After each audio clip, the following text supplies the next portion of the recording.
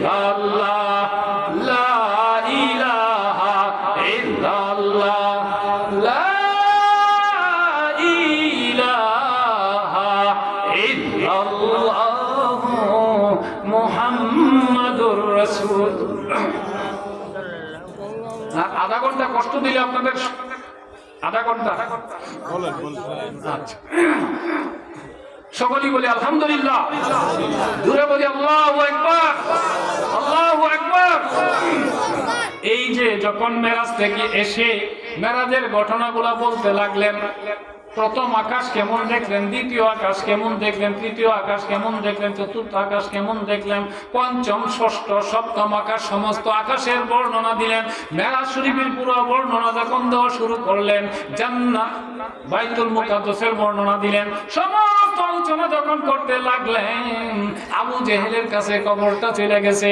আবু জেহেল ডাইকা আবু বকরকে জিজ্ঞেস করে, আবু বকর শুনতে পাইছনি তোমার সাথী নাকি পাগল হইয়া গেছে? তোমার সাথী মুহাম্মদ নাকি পাগল হইয়া গেছে, ব্রেন ডিফেক্ট হইয়া গেছে, কি হয়েছে তুমি শুনো না? আগে বলতেছে, দৌড়ায় আগে বলতেছে, কেন? দলের থেকে বাইর করার জন্য। কি এমন গাঁজা করি কথা মানুষ কয় নাকি? কি হয়েছে? আরে শুনো না তুমি? না, তো আমি শুনতে পাইলাম সে নাকি গত রাত্রে নাকি মক্কা থেকে বাইতুল মুকাদ্দাস গেছে, বাইতুল মুকাদ্দাস থেকে বায়া হইয়া আরশ কুরসি বেহেশত দুজক গ্রহ কলম গ্রহ নক্ষত্র সমস্ত কিছু ভ্রমণ করে আবার মক্কাতে চলে আসছে। আয়েশা নাকি দেখে ওদুর পানি গড়ায় যাইতেছে, গড়ের জিনকিলটা নাকি লড়তেছে, বিছানা নাকি গরম ছিল, এই বর্ণনা এগুলা দিতেছে। এটা কোনো কথা হইল? এটা কি সম্ভব? তুমি নিজের কানে শুনছো? হ্যাঁ। আমার নবী নিজের মুখ দিয়া বলছে? হ্যাঁ। আমার আবু বকর কি বলতেছেন? সাদ্দাক্তা, সত্য কথা কন্যা, সুবহানাল্লাহ। এই দিন থেকে আবু জাহেল হয়ে গেল, আবুল হাকিম থেকে আবু জাহেল হইয়া গেল, আর আমার আবু বকর থেকে আবু বকর সিদ্দিক হইয়া গেল। সত্যায়নকারী আমার নবীজির মেরাজকে উনি সত্যায়ন করছেন, সত্য সর্বপ্রথম উনি স্বীকার করছেন। যদি আমার নবী বলে থাকেন উনি সিদ্দিক হয়ে গেছেন, আবু বকর সিদ্দিক সত্যায়ন করছে, আর আবুল হাকিম থেকে আবুল জাহেল হয়ে গেছে। দেখছেন আমার নবীজির উপরে তখন অত্যাচার জুলুম আরম্ভ হয়ে গেছে। এই যে বলছিলাম বুরাক 270 মাইল গিয়া বান্দিয়া দিছে, এখানে নবীজি 2 রাকাত নামাজ পড়েছে। আসরিফ মদিনা যাইতে হবে, একটু যাবেন মদিনা? যাবেন? চলেন একটু মদিনাতে যাই। আলহামদুলিল্লাহ, মদিনাতে চলেন। আমার দয়াল নবীজি যখন দেখতে পাইলেন চতুর্দিক থেকে কাফেরেরা, মুশরিকেরা, ইহুদি খ্রিস্টানরা চক্রান্ত শুরু করে দিয়েছে, মক্কা থাকার মতো কোনো ব্যবস্থা নাই।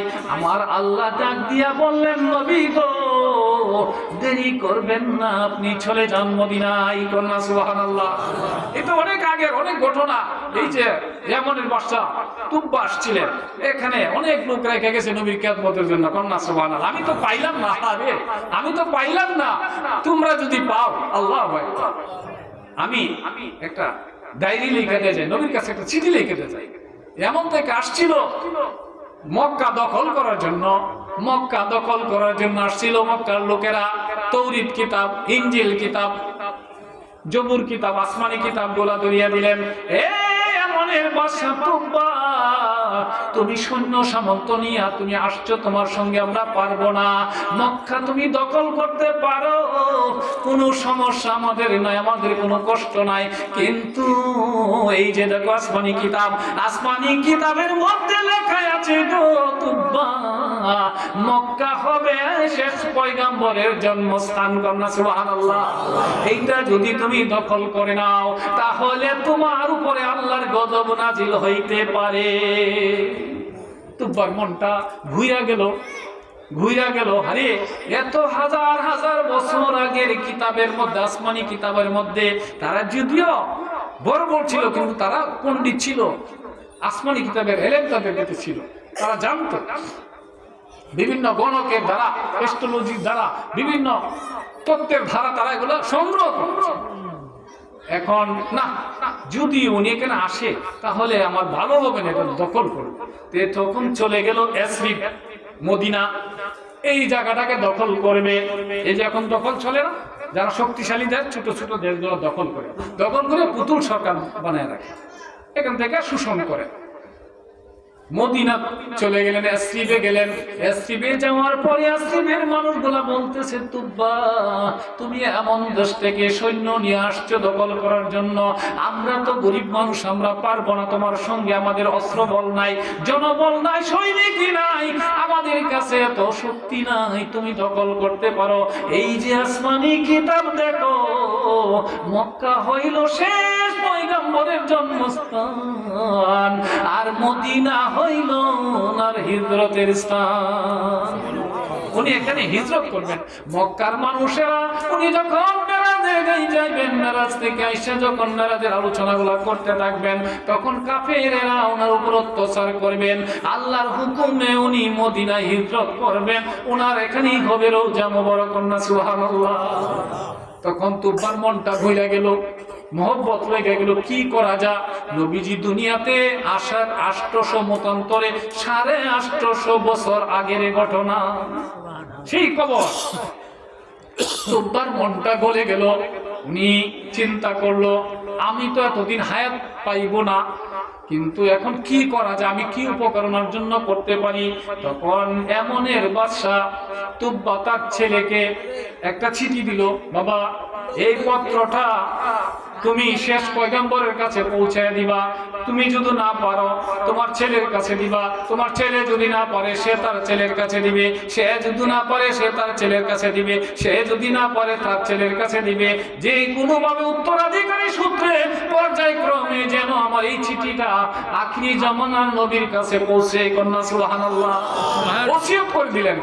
এবং এখানে আয়েশা উনি একটা বাড়ি বানাইলেন, বাড়িটা বানাইয়া এই চিঠির মধ্যে লিখলেন, ইয়া রাসূলুল্লাহ ইয়া হাবিবাল্লাহ, আমি মক্কা দখল করতে আসছিলাম, আপনার জন্মস্থান দখল করি নাই, মদিনা দখল করতে আসছিলাম, আপনার হিজরতের স্থান আমি দখল করি নাই, এখন আমার বড় মায়া লেগে গেছে, এতদিন আমি দুনিয়াতে থাকবো না, আপনি যখন হিজরত করিয়া সোনার মদিনায় আসবেন গো নবী, আমি তো আপনাকে পাইব না, যদি পাইতাম আমি আপনার হাতে কলমা পড়িয়া মুসলমান হইয়া যাইতাম।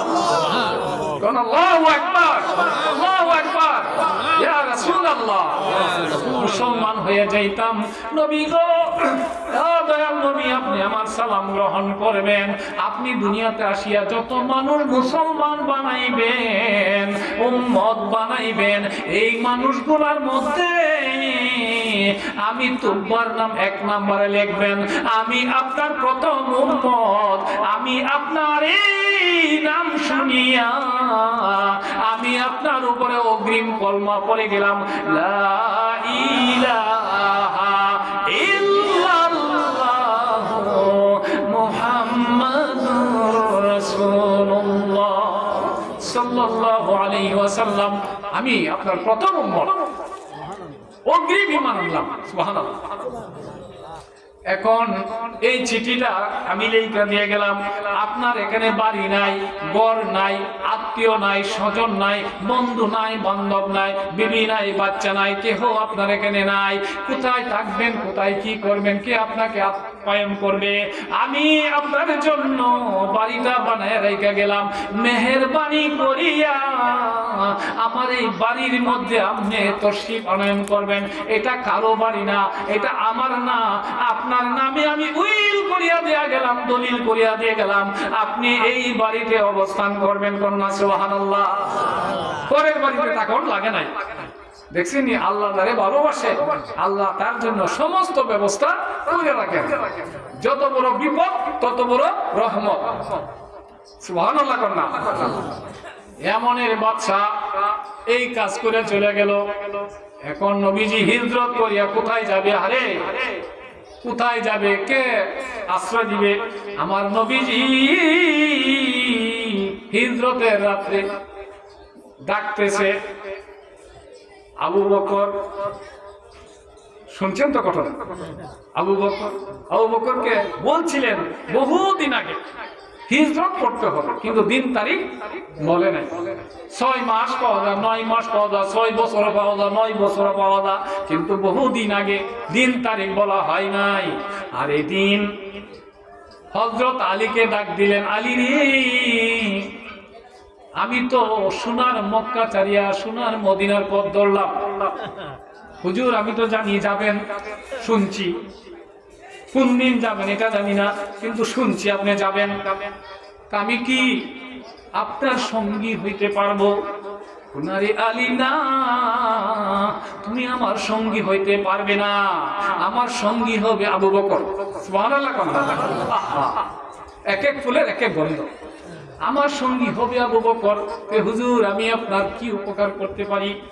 হুজুর ও কি উপকার করবে? এই যে আমার বিছানা দেখা যায়, আমার বিছানার মধ্যে যে চাদরটা দেখা যায়, আমার এই চাদরটা গায়ে দিয়ে মাথা থেকে পাও পর্যন্ত গায়ে দিয়ে মুখটা ঢাকে আমার বিছানার মধ্যে তুই ঘুমাইয়া যাবি। সুবহানাল্লাহ। হুজুর একটা কথা বলবো, বেয়াদবি মনে করবেন না। কি বলবি বল। হুজুর আপনি কি মক্কার কাফেরদের ভয়ে মদিনা যান, না আল্লাহর হুকুমে মদিনা যান? আমার দয়াল নবীজি বলতেছেন, আলী আমি আল্লাহর হুকুমে মদিনা যাইতেছি। হুজুর যদি আপনি কাফের মুশরিকের বলে মদিনা যান, আবু জেহেলের বলে যদি মদিনা যান, আমার হাতের মধ্যে একটা তরবারি দেন, তরবারিটা নিয়ে তলোয়ারটা নিয়ে আমি আপনার ঘরের দরজার মধ্যে পিঠ লাগাইয়া দাঁড়াইয়া থাকবো, দেখবো মক্কার কোন শক্তি আমার নবীকে মারতে আসে। না না না, তুমি আমার চাদরটা নিয়ে শুয়ে যাও। তখন হুজুর শুয়ে যাব, কিন্তু মনে মনে বলতেছে আমি যে শুয়ে যাব, আমার নবী তো চলে যাবেন, কিন্তু কাফেরেরা দরজা ভেঙে ভিতরে ঢুকবে, ঢুইকা যখন দেখবে আমি শুয়ে রইছি, নবী মনে করি আমার গলাটা কেটে দিবে, তীর গোলা মারতে থাকবে, আমার শরীরের মধ্যে ঢুকতে থাকবে। আরে আমি তো মরে যাব, কোনো আপত্তি নাই, কিন্তু আমার জীবনের বিনিময়ে আমার দয়াল নবীজি মদিনা গেল কিনা আমি কেমনে জানবো? আলী কান্দে। ইরে আলী কান্দোস কেন? মৃত্যুর ভয়ে।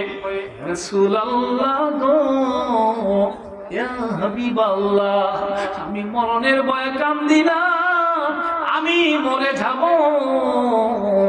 এই চাদর নিয়ে শুইলে কোনো সন্দেহ নাই, কিন্তু আমি মরে গেলাম কোনো আপত্তি নাই, কিন্তু আমার জীবনের বিনিময়ে আমি কি জানতে পারবো আমার দয়াল নবীজি সোনার মক্কা সহি সালামতে পৌঁছলো কিনা? সোনার মদিনা, সোনার মদিনা সহি সালামতে পৌঁছলো কিনা আমি কি জানতে পারবো? এ আলী চিন্তা করিস না, তুই শুয়ে যা। হুজুর শুয়ে তো যাবই, ঠিক আছে। আপনি যখন মদিনায় চলে যাবেন, হাজার হাজার সাহাবীরা কবর পাইয়া আস্তে আস্তে সবাই সোনার মদিনা আপনার সঙ্গে মিশবে, আপনাকে দেখতে যাবে, আপনার মহব্বতে মক্কা ছেড়ে সোনার মদিনা তারাও চলে যাবে, কিন্তু আমি তো আপনার সঙ্গে যাইতে পারবো না, আমি তো মদিনা দেখতে পারবো না। ঠিক আছে মদিনা নাই যাইতে পারলাম, কিন্তু হুজুর কঠিন কিয়ামতে হাসরের ময়দানে সারা হাসরের মানুষগুলা যখন পানি পানি বলে চিৎকার মারবে, এই সময় গো নবী মা ছেলেকে চিনবে না, ছেলে মাকে চিনবে না, বিবি বাচ্চা স্বামীকে চিনবে না, স্বামী বিবিকে চিনবে না, ভাই ভাইকে চিনবে না, কেউ কারো পরিচয় দিবে না। এমন কঠিন সময়ের মধ্যে গো নবী আমি কি আপনার সঙ্গে দেখা করতে পারবো? আপনার সঙ্গে কি সাক্ষাৎ হবে? আচ্ছা নাই পাইলাম আপনাকে, ফুল ছাড়া দেখাতে কি পাবো? নাই পাইলাম, কিন্তু শেষ ঠিকানা হবে মানুষের জান্নাত, এই জায়গায় কি আপনার সঙ্গে আমি যাইতে পারবো কিনা? কন্যা সুবহানাল্লাহ। ইয়া রাসূলুল্লাহ, ইয়া হাবিবাল্লাহ, আমাকে একটু শান্তি দিয়া, আমাকে একটু সান্ত্বনা দিয়া, আমাকে একটু আশ্বাস দিয়া আপনি মদিনায় চলে যান, আমার কোনো আপত্তি নাই। হ্যাঁ এই কথা শুনিয়া আমার দয়াল নবীজির চক্ষু মোবারকের পানিগুলা জোর জোর করে পড়তেছে। আলী রে, আমি কি নিষ্ঠুর নবী রে আলী, আমি কি পাষাণ নবী রে আলী, আমি তো রহমাতুল লিল আলামিন, আমি কিভাবে তোর মতো আলী রে তৈয়া জান্নাতে যাব? আমি তোরে সারা যাব না রে আলী, সন্দেহ নাই, তুই শুইয়া যা, নিশ্চিন্তে শুইয়া যা, আমি তোকে জান্নাতে নিয়ে যাব। গ্যারান্টি দিয়ে গেলেন। সুবহানাল্লাহ। নবীজি রওনা দিবেন, এক কদম আগায়া আবার আসলেন, হুজুর আবার কি? আলী, আমি তো মদিনায় চইলা যাব, মক্কার অনেক মানুষের আমানতের মাল আমার কাছে, আমানতের মাল, এই পুতলাটা অমুকের, এই পুতলা অমুকের, এই পুতলা অমুকের, স্বর্ণ মানিক হীরা মুক্তা, টাকা পয়সা সোনা দানা অনেক কিছু আছে। তুই কালকে সকাল বেলা প্রত্যেকের বাড়ি বাড়ি আমানত গুলা পৌঁছাইয়া দিবে। আলামিন, এই যে আলামিন, আরে আমার নবী ইচ্ছা করলে এই কাফেরদের সম্পদ নেয়া রাত্রে চম্পট দিতে পারতেন কিনা মদিনা? হ্যাঁ, আমরা হইলে কি করতাম? শালারা যেহেতু আমার বিরোধিতা করছে, শত্রুতামি করছে, এদের মাল নিয়ে আমি চলে যাই লঞ্চুইটার, ঠিক না বেটি? কিন্তু আমার নবী আমানতের মালগুলো হযরত আলীকে দিয়ে দিছে। পারবি না আলী? হুজুর পারবো। আলী মুস্কি মুস্কি হাসে আর চোখের পানি ছাড়ে। আলী হাসো আবার কান্দো, ঘটনা কি? ইয়া রাসূলুল্লাহ, ইয়া হাবিবাল্লাহ। এখন আনন্দে হাসি, আবার আনন্দে চোখের পানিও আসে। কি আনন্দ? আমি এখন নিশ্চিত, 100% গ্যারান্টি, যতক্ষণ পর্যন্ত আপনার এই আমানতের মালগুলা কাফেরদের বাড়ি বাড়ি না পৌঁছাতে পারবো, পৃথিবীর কোন শক্তি আমি আলীকে মারতে পারবে না। সুবহানাল্লাহ। আমাকে আর মারতে পারবে না। হ্যাঁ, বাইচে যাবো। আল্লাহু আকবার। তুই আমার সঙ্গে দেখা হবে মদিনা, কন্যা। সুবহানাল্লাহ। নবী বইলেই দিলেন। পরে আমানতের মালগুলা বাড়ি বাড়ি পৌঁছে দিলেন। আর নবী সূরা ইয়াসিনের কিছু অংশ পাঠ করে দুলা নিক্ষেপ করে দিলেন কাফেরদের উপরে। কাফেররা চোখ অন্ধ হয়ে গেছে, নবীকে দেখে নাই। আমি শর্ট করে বললাম। হযরত আবু বকরের বাড়িতে গেলেন, গিয়া ডাক দিলেন ছোট আওয়াজে, মৃদু আওয়াজে, আবু বকর। সিরাতের গ্রন্থের মধ্যে লেখে, ইয়া রাসূলুল্লাহ লাব্বাইক, ইয়া রাসূলুল্লাহ। আবু বকর, কি ব্যাপার? ছোট্ট আওয়াজে এত গভীর রাত্রে তোমাকে ডাক দিলাম, তুমি কি ঘুমাও না? ইয়া রাসূলুল্লাহ, ইয়া হাবিবাল্লাহ, এই যে বহুদিন আগে বলেছিলেন, সেদিন থেকে গো নবী এই যে ছোট্ট একটা গাটুরি বান্ধিয়া বগলের নিচে নিয়া আমি দরজার মধ্যে পিঠ লাগাইয়া দাঁড়াইয়া দাঁড়াইয়া অপেক্ষা করি, কোন দিন জানি রহমতের নবী আমার ঘরে আইসা ডাক দিবে। আমি যদি শুইয়া যাই আর যদি বিছানার মধ্যে আরাম পায়া ঘুমাইয়া যাই, তাহলে আপনি যদি কালিয়াতে যান, হাসরের ময়দানে আমি কেমনে মুখ দেখাবো? অন্তরে আমার নবী তিনটা ডাক দিলেন, তিন ডাকে ও সারা মিলছে না। কি ব্যাপার? আবু বকর কি মনে নাই? আবু বকর কি ঘুমায় আছেন? আবু বকর কি বাড়িতে নাই? নবীজি চিন্তার মধ্যে পড়ে গেলেন। এখন তো কাউকে আমি আর সাথী বানাইতে পারবো না। তখন দেখা যায় একটা ছোট গাঠুরি মাথায় লইয়া দয়াল নবীজির কাছে এসে হাজির হয়ে গেল। আবু বকর, তুমি কি ঘরে ছিলা না? না হুজুর, ঘরে ছিলাম না। কোথায় ছিলা? এই যে খেজুরের গাছটা দেখা যায়, এশার নামাজের পরে সমস্ত সাহাবীরা প্রত্যেকের বাড়িতে চলিয়া যায়। আপনি আপনার হুজরা মুবারকে চলিয়া যান। আমি আবু বকর এই গাঠুরিটা বান্ধিয়া বগলের নিচে লইয়া আমি এই যে খেজুর গাছের তলে দাঁড়াইয়া থাকি। দাঁড়াইয়া দাঁড়াইয়া আমার দরজাটা দেখি, ঘরের ভিতরে থাকলে তো আমি আপনাকে দেখতে পারিব না। এই খেজুরের গাছের নিচে দাঁড়ায় তৈকা আমি দরজার দিকে ছায়া থাকি। আমার রহমতের নবী কোন দিন জানি আসিয়া আমার দরজায় দাঁড়াইয়াছে।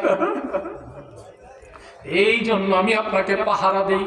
যদি আমাকে না পায়া আমি আপনার সঙ্গে যদি না যাইতে পারি গো নবী, আমি যদি ফেল হইয়া যাই, আমি যদি ব্যর্থ হইয়া যাই, আমি আবু বকর জাহান্নামী হইয়া যাব। নবীর হুকুম মানতে পারলাম না, আমি জাহান্নামী হয়ে যাব। ঈমান আনার পরও জাহান্নামী হয়ে যাব। আমার ঈমান আল্লাহ গ্রহণ করবে না নবীর হুকুম যদি পালন করতে না পারি। এই জন্য আমার হুকুম যাতে আমি পালন করতে পারি, অর্ডার যাতে পালন করতে পারি, আপনাকে যাতে দেখা যায়, এই জন্য খেজুরের বাগানের এই গাছটার তলে দাঁড়ায়া থেকে আপনাকে পাহারা দেই।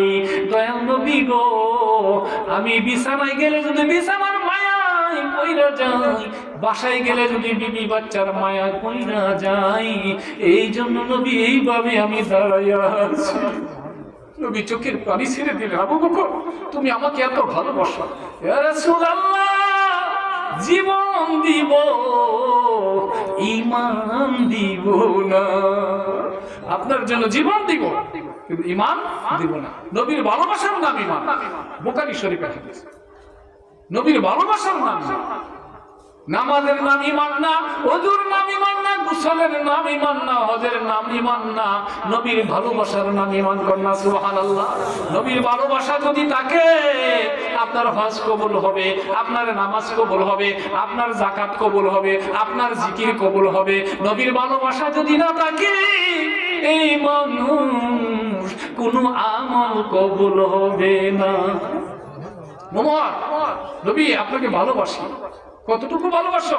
টাকার চেয়ে ভালোবাসি, পয়সার চেয়ে ভালোবাসি, ইমানদার হইতে পারো নাই। বিবির চেয়ে ভালোবাসি, ইমানদার হইতে পারো নাই। বাচ্চার চেয়ে ভালোবাসি, ইমানদার হইতে পারো নাই। মায়ের চেয়ে ভালোবাসি, ইমানদার হইতে পারো নাই। ভাইয়ের চেয়ে ভালোবাসি, ইমানদার হইতে পারো নাই। বাবার চেয়ে ভালোবাসি, ইমানদার হইতে পারো নাই। উমর তো পাগলা মানুষ, তলোয়ারটা বাইর করছে, এত কিছু করলাম, মা চাললাম, বাবা চাললাম, বাড়ি চাললাম, ঘর চাললাম, টাকা চাললাম, পয়সা চাললাম, সমস্ত কিছু চাইরা যেহেতু ইমানদার হইতে পারি না, এই জীবন আমি আর রাখবো না।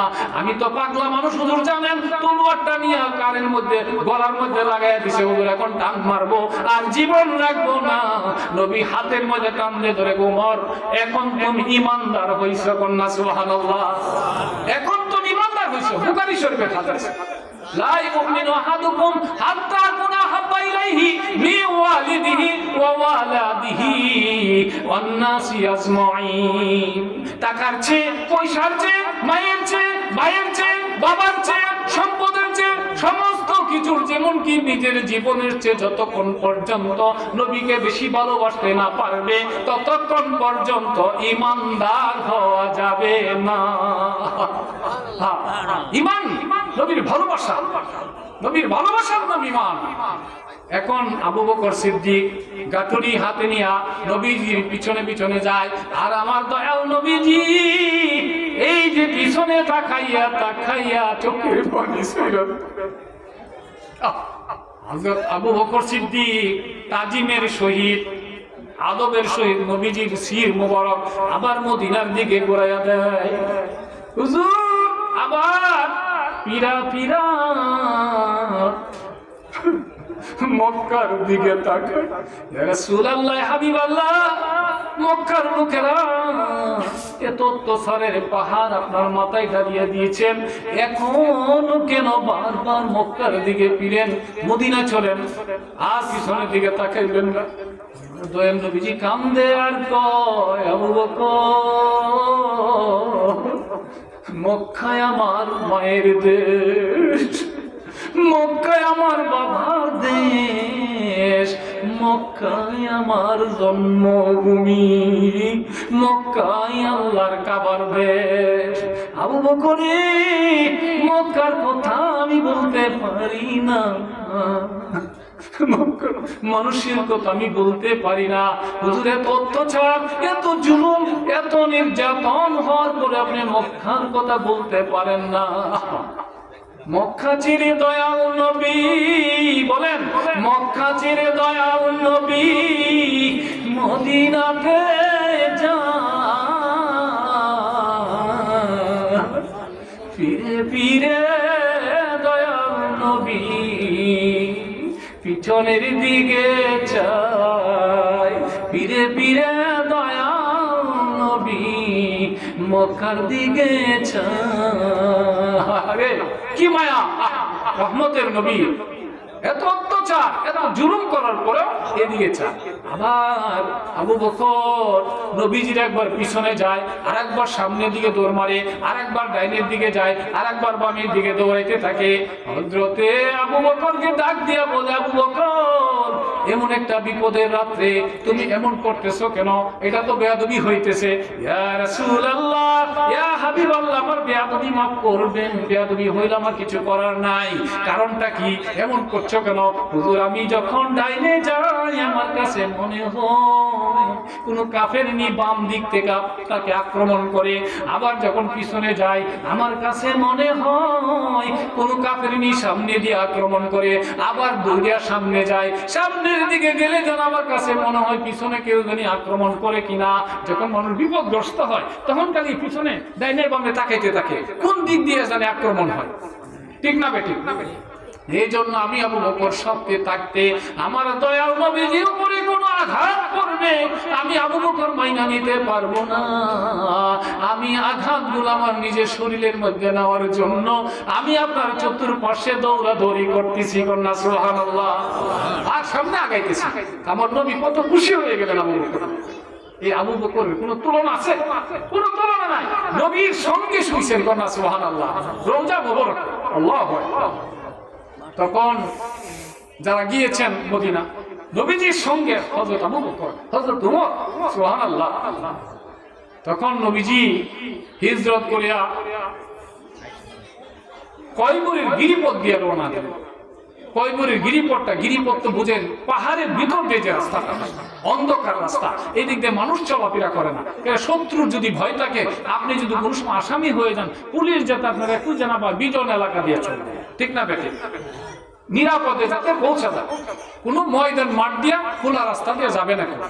আমার দয়াল নবীজি হযরত আবু বকরকে সঙ্গে লইয়া কয়বরের গিরিপথ দিয়ে রওনা দিলেন। এই দিক থেকে আবিসিনিয়া থেকে একটা কাফেলা, সদাগরি কাফেলা, তারা শাম সিরিয়াতে ব্যবসা করতে যাবে। তারা দেখা বুঝতে পারছে হযরত আবু বকরকে চিনতে পারছেন, নবীজিকেও চিনতে পারছেন। তারা দৌড়াইয়া পরামর্শ করলেন এখন কি করা যায়।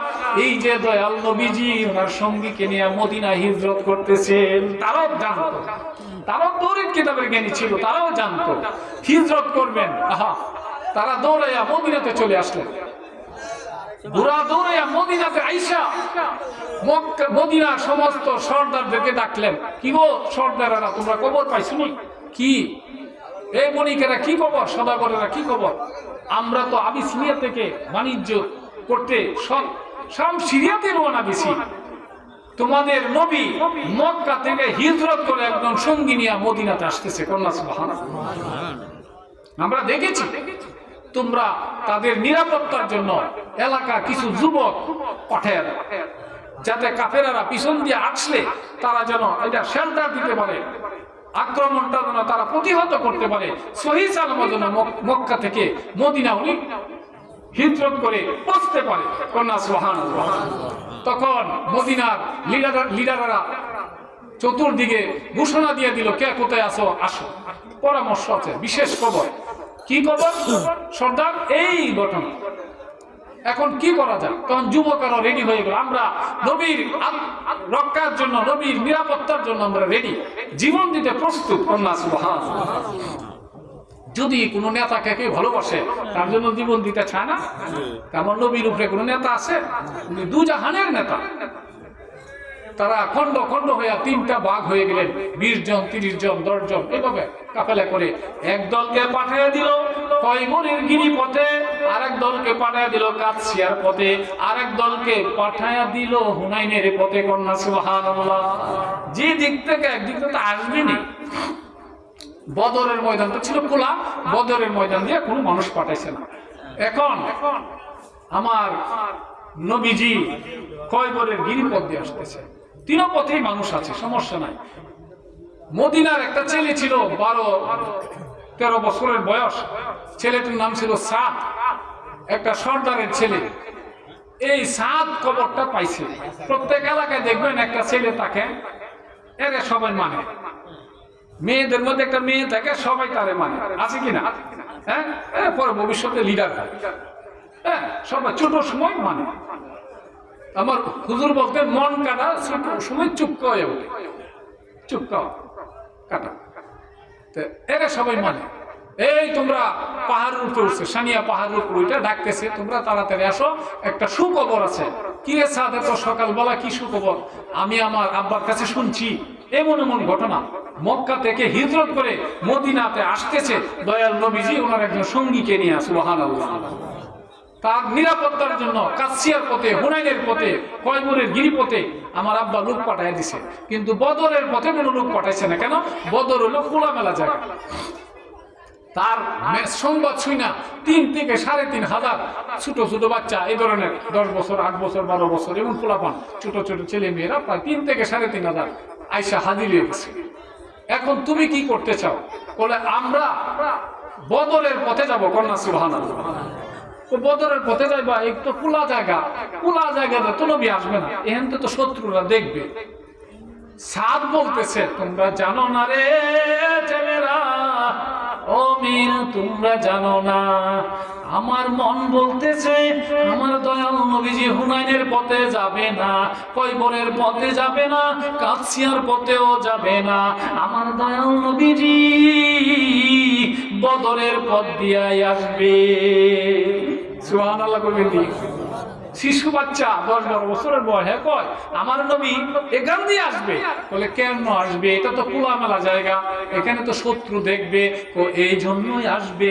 আমার দয়াল নবীজি 6 বছরের কালে যখন মা আমেনার সঙ্গে বাবার খবর জারাত করতে মদিনায় আসছিল, বাবার খবর জারাত কইরা বদরের পথ দিয়া যাওয়ার সময় আবুয়া নামক স্থানে গিয়া আবার মাকেও হারাইলো। এই বদরের রাস্তায় আবুয়া নামক এলাকার মধ্যে তার মাকে হারাইয়া এই মায়ের এখানে কবর দিয়া চিরদিনের জন্য চির এতিম হইয়া মদিনা চইলা গে, মক্কা চইলা গেছে। আমার মন বিশ্বাস করতেছে, এ মদিনার ছেলেরা, হে মদিনার মেয়েরা, আমার নবী যেহেতু শিশুকালে মদিনা আসছিলেন, এখন যেহেতু হিজরত করে আসবেন, আমার মন বলতেছে আমার নবীজি মা মেনার কবর জিয়ারত না করিয়া মদিনায় আসবে না। বিশ্বাস। যদি না আসে, যদি না আসে, চলো যাই বলবো। গিয়া মা আমেনার কবর গেরাও কইরা 3,500 শিশু বাচ্চা দাঁড়ায় গেলেন। দাঁড়ায় গিয়া বলতেছে, শুনো, এই সাত ছেলেটা বলতেছে যদি নবী এই রাস্তায় না আসে, এই যে মদিনার বড় বড় পাথর দেখা যায়, এই পাথর গুলা বুকের মধ্যে মাইরা নিজের জীবন দিয়া দিব। জীবনে আর কোনদিন বাড়ি ঘরে যাব না। খোদার কসম করে বললাম, এই নবীকে যদি আমরা সর্বপ্রথম দেখতে না পারি রে, জীবনে আর কোনদিন মা বাবার চেহারা দেখবো না, বাড়ি ঘরের মুখ দেখবো না। এক একজনে এক একটা পাথর বুকের মধ্যে দিয়া আমরা আত্মহত্যা করে ফেলবো। কন্যা সুবহানাল্লাহ। কি বিশ্বাস! নবীর প্রেমে করে যাব। নবীর প্রেমে জীবন দিলে শহীদ কিনা? নবীর প্রেমে জীবন দিলে শহীদ। আমরা জীবনে বাড়ি ঘরে যাব না, মায়ের মুখ দেখবো না, বাড়ির মুখ দেখবো না, আমরা এলাকায় যাব না, আমরা মা আমেনার কবরের পাশেই দাঁড়াইয়া থাকবো। নবী কিন্তু কাইবরের পথে দিয়ে রওনা দিয়েছেন, বিজন এলাকা দিয়ে রওনা দিয়েছেন, যাতে কাফেররা দেখতে না পারে। আরে জিব্রাইল কইরে, আল্লাহ আমি তো সিদরাতুল মুনতাহায় আছি, আল্লাহ তুমি এই মুহূর্তে তুমি কয়বরের গিরিপথে রওনা দিয়ে যাও। আল্লাহ কারণটা কি? তুমি আমার হাবিবকে সালাম জানায় দাও, আমার নবী যেন কয়বরের পথ দিয়া মদিনা না যাইয়া বদরের পথ দিয়া যায়। নবীর সিদ্ধান্ত ভাগ্য আল্লাহ পরিবর্তন করে দিলেন। কন্যা সুবহানাল্লাহ। কেন? আশিকের কারণে, আশিকের কারণে আইন পরিবর্তন হয়। জিবরাইল বলতেছেন, আল্লাহ খয়বরের গিরিপথটা তো নিরাপদ, এখানে কাফেররা দেখবে না। বদরের ময়দানটা তো ওপেন রাস্তা, এখানে মানুষ দেখবে, কাফেররা চিনতে পারবে। হে জিবরাইল, তুমি জানো না রে আল্লাহ কি ব্যাপার? এই যে সাদ নামে একটা ছেলে, সে নেতৃত্ব দিয়া 3 থেকে 3,500 ছেলে মিয়া নিয়া এই আবওয়া নামক স্থানে আমার নবীজির মা আমেনার কবর ঘেরাও করে দাঁড়ায় রইছে। তাদের বিশ্বাস, নবী ছোট সময় 6 বছরের বয়সে মদিনা বাবার কবর জিয়ারত করতে আসিয়া এই আবওয়া নামক স্থানে মা ইন্তেকাল করছিল, মাকে এখানে কবর দেওয়া হয়েছে। এই সাদ নামে ছেলেটা নেতৃত্ব দিয়া 3 থেকে 3,500 ছোট ছোট শিশু বাচ্চা নিয়ে অপেক্ষা করতেছে। তাদের বিশ্বাস, আমার নবী মদিনা শরীফ যাওয়ার আগে আবওয়া নামক স্থানে যাইয়া মায়ের কবর জিয়ারত করিয়া মদিনা যাবে। যদি আমার নবী এই পথ দিয়া না যায়, 3,500 ছেলে মেয়ে কেউ তারা বাড়ি যাবে না। এই মরুর পাথর গুলা বুকের মধ্যে দিয়া তাদের জীবন দিয়া দিবে। হে জিবরাইল, তুমি কি চাও এতগুলা শিশু মারা যাক? না আল্লাহ, আমি চাই না। তাড়াতাড়ি যাও কয়বরের পথে গিয়ে আমার নবীকে সালাম দাও, সালাম দিয়া বলো বদরের পথ দিয়া রওনা দেওয়ার জন্য। জিবরাইল আইসা, ইয়া রাসূলুল্লাহ, ইয়া হাবিবাল্লাহ। কি জিবরাইল, ব্যাপার কি? আমার আল্লাহ বলছেন আপনি খয়বরের গিরিপথ দিয়া না যাইয়া বদরের পথ দিয়া আবওয়া নামক স্থান দিয়া যাওয়ার জন্য। নবীজি চমকে উঠলেন, কি ব্যাপার? জিবরাইল, এই রাস্তা তো নিরাপদ না, খয়বরের গিরিপথটা তো নিরাপদ। হুজুর, আমিও বলছিলাম, কিন্তু সাদ নামে একটা ছেলে 3,500 ছেলে মেয়েকে নিয়ে, শিশু বাচ্চা সব নিষ্পাপ আপনার মহব্বতে, তাদের মনের মধ্যে বিশ্বাস। ছোট সময় আপনি মদিনা গিয়েছিলেন বাবার খবর জিয়ারত করতে, আসার সময় আবওয়া নামক স্থানে মাকে হারাইয়া জনমের মধ্যে এতিম হইয়া বাড়িতে আসছেন। এখন যদি মদিনায় ঢুকেন, আপনি মায়ের কবর আগে জিয়ারত করবেন, জিয়ারত করিয়া আপনি যাইবেন। এটা হলো তাদের মনের বিশ্বাস, এবং তারা প্রতিজ্ঞা করছে সবার আগে যদি আপনাকে তারা দেখতে না পারে,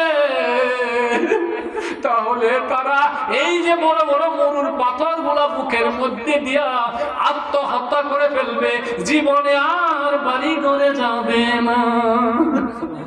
জিবরাইল, কি বলো তুমি? হুজুর ঠিকই বলছি, আল্লাহ আমাকে পাঠাইছে, তাড়াতাড়ি যান। সঙ্গে সঙ্গে, আরে কি ভালোবাসা নবীর জন্য, সঙ্গে সঙ্গে উট ঘুরাইয়া দিলেন। আবু বকর, উট ঘুরাইয়া দাও। দুইজনে দুইটা উট ছিল, উট ঘুরাইয়া দিল বদরের রাস্তায়। আল্লাহ তো নিরাপত্তার ব্যবস্থা দিবেন, আল্লাহ নিরাপত্তার ব্যবস্থা দিবেন। কাফেরের সামনে দিয়ে বের হচ্ছে, কাফের দেখছে? দেখে না। গিয়া তো দেখে ঠিকই, এই যে দেখা যায়। ছেলেরা বলতেছে, এই মদিনার ছেলেরা, এই মদিনার মেয়েরা, এই যে দেখা যায়, আরে জলমল জলমল করতেছে, নুরানি চেহারা। এই যে আমার নবী এসে গেছেন, দেখো। সবাই সানিয়া নামে একটা পাহাড় ছিল, এই পাহাড়ের উপরে উঠিয়া নবীকে দেখতে লাগলেন। সুবহানাল্লাহ। নবী আসার সঙ্গে সঙ্গে তারা নবীজির চতুর্পাশে ঘেরাও করিয়া মা আমেনার কবর সহ তারা দাঁড়াইয়া গেলেন। নবীজি বুঝতে পারলেন তারা কত ভালোবাসে। নবীজির চেহারা মোবারকের দিকে তাকায় রয়েছে। নবীজি উঠে পিঠ থেকে লাফ দিয়ে নামে গেছে। নাইমা বুঝতে পারছে তারা মাথা উঠায়া দেখতে কষ্ট হচ্ছে। নাইমা নবীজি ছোট্ট ছোট্ট ছেলে মেয়েদের মাথায় হাত বুলাইয়া দেয়। ও মদিনার ছেলেরা, ও মদিনা মেরা, তোরা এমন ভাবে কেন ঘেরাও করে দাঁড়ায় রইছ? আমার চেহারা কেন এভাবে দেখতেছ? হুজুর, আমরা শুনতে পাইছি আপনি আসবেন। আমাদের মুরব্বীরা যুবকদেরকে বিভিন্ন রাস্তায় পাঠিয়ে দিছে, আমরা এই রাস্তায় যাই নাই। আমাদের মনের মধ্যে বিশ্বাস আপনি মদিনা যাবেন, মা আমিনার কবর জিয়ারত না কইরা যাইবেন না। আমরা এই জায়গায় দাঁড়ায় রয়েছি সবার আগে আপনাকে দেখার জন্য। আপনাকে যদি সবার আগে দেখতে না পারি, আমরা প্রতিজ্ঞা করেছিলাম এই যে মদিনার এই পাথরগুলা মুখের মধ্যে দিয়া নিজের জীবন দিয়া দিব, জীবনে আর বাড়ি ঘরে যাব না। নবীজি তাদের কথা শুনিয়া চোখের পানি রাখতে পারলেন না, মাথায় হাত বোলায় কান্দে। আর কই মদিনার ছেলেরা, ও মদিনার মেয়েরা, আমাকে বুঝি তোরা এত ভালোবাসো? আমি আমার মায়ের দেশ মক্কা নগর থেকে তোদের কাছে আসছি। মক্কার লোকের আমায় ভালোবাসে না, মক্কার লোকের আমায় দেখতে পারে না। আমি হিজরত করে সোনার মদিনায় আসছি তোদের কাছে। তোরা আমাকে এত ভালোবাসবি যদি আমি জানতাম, সর্বপ্রথম কলিমার দাওয়াত নিয়ে আমি তাইফে যাইতাম না। তাইফে যখন নবীজি প্রথম গেলেন, এখানে গিয়ে তিনি প্রথম মাইর খাইলেন। এর আগে কোন কাফের আমার নবীজির উপরে আঘাত করে নাই। নবীজির পিঠ মোবারক উঠাইয়া দিলেন। ছেলেরা, এই মেয়েরা দেখ, আমি মক্কা থেকে তাইফে গিয়া আমার শরীরের অবস্থা, এই সাত মাসুদ আবদিয়ালিলের লোকেরা, এই সর্দারের লোকেরা আমার শরীর তারে কত বিক্ষত করে দিয়েছে। তোরা আমাকে এত ভালোবাসবে জানলে আমি তাইফে প্রথম যাইতাম না। ঠিক আছে, চলো বাড়ি ঘরে। হুজুর, বাড়ি ঘরে যাব না, আমাদের সঙ্গে কিছু ওয়াদা দিতে হবে। আপনাকে মদিনা ঢুকতে দিব না। আপনার মায়ের কবরকে সামনে লইয়া আমরা মদিনার শিশু বাচ্চা, আমাদের সঙ্গে কিছু ওয়াদা আপনাকে দিতে হবে। মায়ের কবরের পাশে দাঁড়ায় বলবেন। কি বলবো বলো? আপনি যখন দুনিয়াতে বাড়ি ঘর বানাইবেন, কত রাজা বাদশাহরা আপনাকে বাড়ি বানায় দিতে চাইবে। আপনি যেখানে বাড়ি বানান, আপনার বাড়িটা আমাদের মদিনায় বানাইতে হবে। সুবহানাল্লাহ। অন্য জায়গায় বানানো যাবে না, আপনি আমাদের মদিনায় বাড়ি বানাইবেন। আর কি কথা? আর 2 নম্বর কথা হইল, মানুষ মাত্র দুনিয়া থেকে বিদায় নিতে হবে। আপনার আগে যারা আসছিল পয়গম্বর নবী রাসূল, সবাই বিদায় নিয়ে চলে গেছে, আপনিও চলে যাবেন। কিন্তু যেদিন আপনি বিদায় নিবেন গো নবী, আপনার রোজা মোবারক কোথায় হবে? কোথায় হবে বলেন? তোমরা বলো কোথায় হবে? হুজুর, অনেক ধনী ধনী রাজা বাদশা আপনার ভক্ত হবে, বিদেশের বিভিন্ন লোকের আপনার সাহাবী হবে, কিন্তু তারা আপনার লাশ মোবারক নিয়ে যাইতে চাইবে, হীরা মানিক স্বর্ণ রূপা দিয়ে আপনার রোজা মোবারক বাঁধায়া সুন্দর করে রাখতে চাইবে, কিন্তু আপনাকে আমরা দিব না। আপনার রোজা মোবারক, আপনার দেহ মোবারক আমাদের মদিনায় দাফন করব, এখানে রোজা মোবারক বানাইব। আপনার প্রাণ ধরে মরে যখন মনে চায় আপনার রোজা মোবারক জিয়ারত করব গো নবী। সুবহানাল্লাহ। তখন নবীজি ওয়াদা দিলেন, ঠিক আছে যাও, তোমাদের এখানেই বাড়িঘর হবে, এখানে আমার রোজা মোবারক হবে। কন্যা সুবহানাল্লাহ।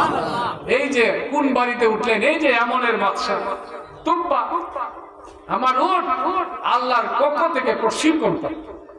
কত মানুষ আসলো, হুজুর আপনার নানার বংশের লোক, হুজুর আপনার মামার বংশের লোক, আপনার বাবার বংশের লোক, আপনার বাবার সাথে বিজনেস করেছি।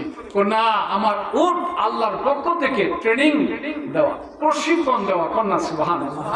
উট গিয়ে কোথায় নামলেন? ওই যে আবু আইয়ুব আনসারীর বাড়িতে। ইয়ামানের বাদশা তুব্বা 850 বছর আগে, মতান্তরে 800 বছর আগে যে উইল করে, দলিল করে আমার নবীর জন্য এই বাড়িটা দিয়ে গেছিলেন। কন্যা সুবহানাল্লাহ। এই বাড়িতে বাড়িওয়ালা আবু আইয়ুব আনসারী, হুজুর এই বাড়ির মালিক কে? হুজুর আমি। তুমি? না, এই বাড়ির মালিক তো তুমি না। এই বাড়ির মালিক ছিল ইয়ামানের বাদশা তুব্বা। কন্যা সুবহানাল্লাহ। হুজুর কি কোন? আমি। আবু আইয়ুব আনসারী পরীক্ষা করতেছেন, জানে যদি উনি শেষ নবী হয় তাহলে উনি গায়েব জানবে। কন্যা সুবহানাল্লাহ। নবী শব্দের অর্থই হইল গায়েবের কবরদাতা। কন্যা সুবহানাল্লাহ। অগ্রিম কবর জানবে, অতীতের কবর জানবে, ভবিষ্যতের কবর জানবে। কে জানাবে? আল্লাহই জানাবে। কন্যা সুবহানাল্লাহ। এই জন্য ওনাকে নবী বলা হয়। নবী মানে অদৃশ্য জগতের কবর দাতা। এমনের বাদশা তো এই বাড়ির মালিক। শুধু কি বলেন? আমি তো দলিলটা দাও বাড়ির। সুবহানাল্লাহ। কিসের দলিল? ওই যে এমনের বাদশা তুব্বা দেয়া গেছিল পর্যায়ক্রমে তোমার কাছে আসতো। তখন বুঝতে পারছে, একটা চিঠি দিচ্ছেন বাইর করে, এটা বাড়ির দলিল। এই যে শেষ পয়গম্বর, আখিরি জামানার নবী হযরত মুহাম্মদ সাল্লাল্লাহু আলাইহি ওয়াসাল্লাম, পিতার নাম আব্দুল্লাহ। কন্যা সুবহানাল্লাহ। সবকিছু তৌরাত কিতাবে, ইনজিল কিতাবে, জবুর কিতাবে লেখা ছিল। তখন আবু আইয়ুব আনসারী মনে মনে বলতেছে, সঠিক জায়গায় পৌঁছিয়ে গেছি। কন্যা সুবহানাল্লাহ। কারণ এর আগে অনেক ভণ্ড নবী দাবি করছে, নবীজি বিদায়ের পরে ভণ্ড নবী দাবি করছে, মিথ্যা নবী। আরেকটা কাগজ আছে, টুকরা, সেটা দাও। আরেকটা হুজুর, হ্যাঁ আসলে তো দুইটা টুকরা। আরেকটা হলো চিঠি, এই চিঠিটা দাও। তখন আবু আইয়ুব আনসারী 100% গ্যারান্টি যে উনিই শেষ নবী, ওনার কাছে আমাকে বাড়ি বুঝাই দিতে হবে। কন্যা সুবহানাল্লাহ। দেখছেন, চিঠি পড়ছেন, চিঠি পড়া নবীজি চুমু খাইলেন। সুবহানাল্লাহ। চুমু খাইলেন, চোখের পানি ছেড়ে দিলেন। চিঠিতে কি লেখা? আসসালামু আলাইকুম ওয়া রাহমাতুল্লাহ, ইয়া রাসূলুল্লাহ, ইয়া হাবিবাল্লাহ। যত প্রশংসা ওনার করা যায়, আমরা চিঠির মধ্যে বন্ধুর কাছে যখন লেখি, প্রেম নিবেদন করি না, ভালোবাসা নিবেদন করি, যেন আমার বন্ধু চিঠিটা পড়ে খুশি হয়। তেমনের বাসা কেমন প্রেমিক! আহা, 850 বছর আগে দেশ দখল করতে আইসা বাড়ি বানায় রেখেছে, দখল করে সারেন্ডার হয়েছে। চিঠির মধ্যে, হুজুর মক্কায় আসছিলাম, মক্কা দখল করার জন্য যখন শুনতে পাইলাম মক্কা নগরী আপনার জন্মস্থান, আমি আর দখল করি না, আল্লাহর গজব নাযিল হবে। তখন আসলাম ইয়াসরিব, মানে মদিনা। এখানে আইসা শুনতে পাইলাম এই জায়গায় হবে আপনার হিজরতের স্থান। তখন আমি দখল করি নাই। আপনি মনে মনে ইচ্ছা করলাম, চিন্তা করলাম, এখন কি করা যায়? মক্কার লোকেরা ওনাকে জায়গা দিবে না, মদিনাতে আসা ওনার টাকার জায়গা নাই। আমি নিজের টাকা খরচ করিয়া এই বাড়িটা বানাইলাম, বানাই আপনার নামে দলিল করিয়া দিয়ে গেলাম। ইয়া রাসূলুল্লাহ, আমি তুব্বা পাপী মানুষ, গুনাহগার মানুষ, জীবনে কোনো ভালো কাজ করতে পারি নাই, আমি শুধু দখলদারিতে লিপ্ত ছিলাম। এখানে আইসা যখন এই খবর পাইলাম, তখন চিন্তা করলাম একটা ভালো কাজ করে যাই। আমি যদি আপনাকে সশরীরে পাইতাম, আপনার কদম মোবারকে আমার জীবন কুরবানি করে দিতাম, এতদিন তো আমি বাঁচবো না গো নবী, আমি তো আপনাকে আর পাবো না। তখন আমি এই জন্য আমি পত্রতে লিখলাম, অগ্রিম ঈমান আমি আপনার উপরে আনলাম, আমি আপনার প্রথম উম্মত হব। কন্যা সুবহানাল্লাহ। হাসরের ময়দানে গো নবী, যদি আমি বিপদগ্রস্ত হইয়া যাই, বিপদে যদি পইরা যাই, আমার এই তুব্বাকে আপনি এই গোলাম হিসাবে আপনি একটু দেখা রাখেন।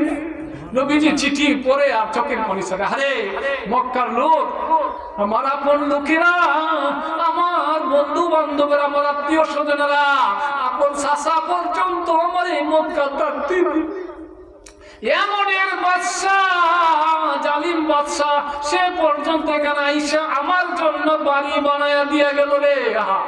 নবীর প্রথম উম্মত হয়ে গেলেন, কন্যা সুবহানাল্লাহ। আসলে ময়দানে আমাকে একটু দেখেন, নবী চিঠি পড়ে আর কাম নেই। তাহলে উনি মানুষের বাড়িতে থাকা লাগছে না, ভাড়া বাড়িতে থাকা লাগছে না। আবু আইয়ুব আনসারীর বাড়িটা, এটা আমার নবীর বাড়ি, কন্যা সুবহানাল্লাহ। দেখছেন নি, আল্লাহ যাকে ভালোবাসে, যদি ভালোবাসতে হয় নবীকে ভালোবাসো, কোনো লস নাই। পৃথিবীতে একজন মানুষকে ভালোবাসা যাকে ভালোবাসলে জান্নাত পাগল থাকবে, যাকে ভালোবাসলে সৃষ্টি জগৎ পাগল থাকবে, যাকে ভালোবাসলে আমার আল্লাহ পাগল থাকবে, উনি হইলেন আমার নবী রাহমাতুল লিল আলামিন। কোনো সন্দেহ নাই, কন্যা আল্লাহু আকবার, আল্লাহু আকবার, সাল্লাল্লাহু আলা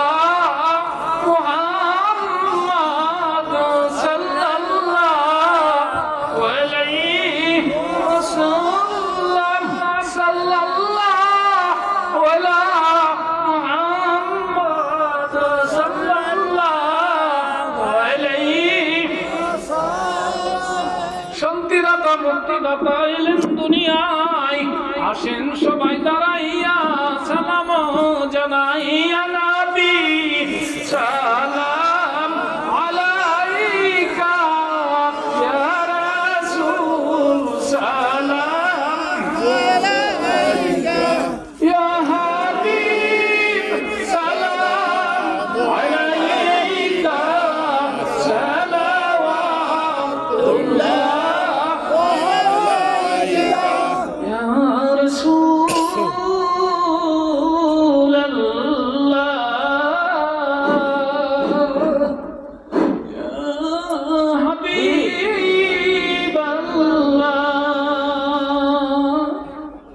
নবীজি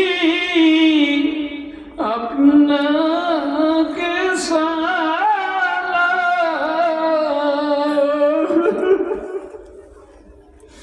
বংশধর আসহাব মুহাম্মদ, কি যে মধুর নাম, সেই নামে পাগল দুজান, ইয়া নবী সালাম আলাইকা ইয়া রাসূল, সালাম আলাইকা ইয়া হাবিব, সালাম আলাইকা সালাওয়াতুল্লাহ।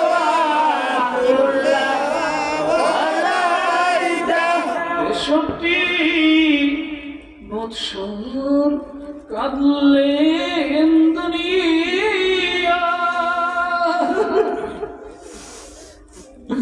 শুধু তো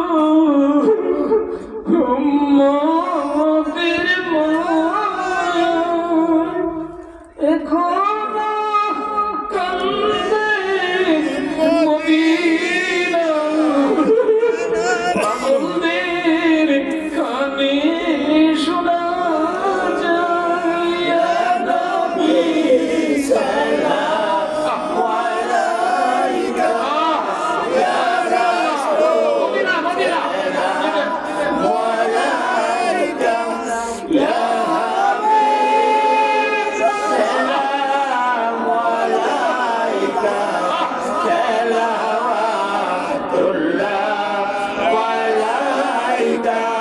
আমারে মরণ কালে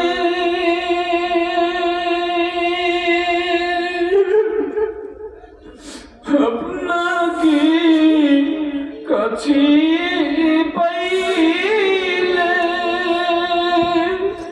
থাকবে না মরণ যন্ত্রণা, মুরমনি সেই যে বাসনা, ইয়া নবী সালাম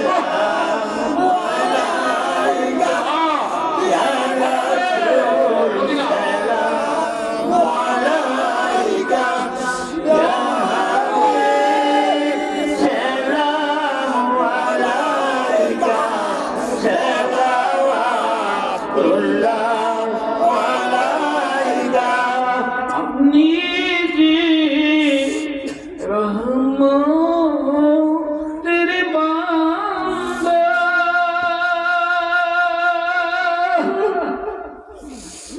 মোরা তো পাপী গুনাহগার।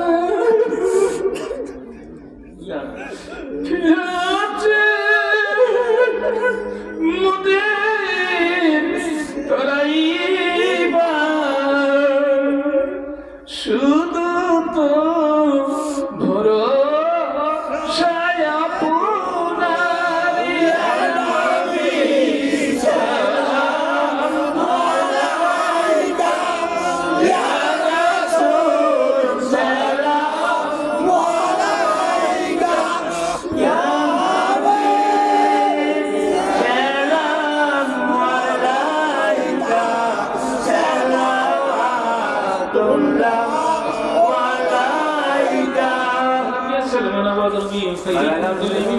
मेरी दुरूद सलाम बरगुजीदा नबी पर अपनी मुदाम बलगल उला बिकमालिही कशफत दुजा बिजमालिही हसनत जम